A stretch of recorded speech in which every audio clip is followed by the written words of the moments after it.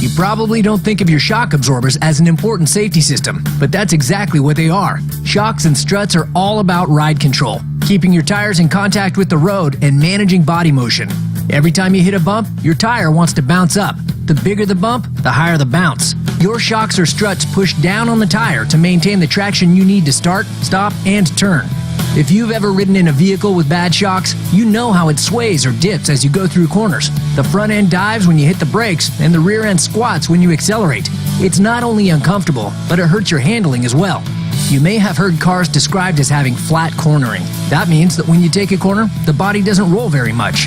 When shocks start to get worn, your vehicle will roll more in corners. So the weight of your vehicle's body shifts and tosses your vehicle to the outside of the turn, making it harder to control.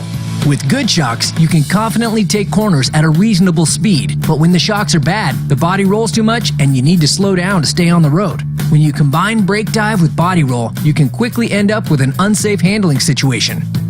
Now, shocks can break or start to leak, but they usually just wear out. After all, your shocks will bounce up and down 75 million times over the course of 50,000 miles. Replacing your shocks will restore your vehicle's original ride control and quality. You can even upgrade your shocks or struts if you want better handling or towing capacity. Above all, remember that shocks are an important safety system, so don't wait until they fail you completely before you replace them.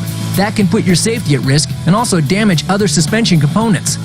Replace shocks and struts as advised in your owner's manual, usually at around 50,000 miles, for a comfortable, safe handling ride.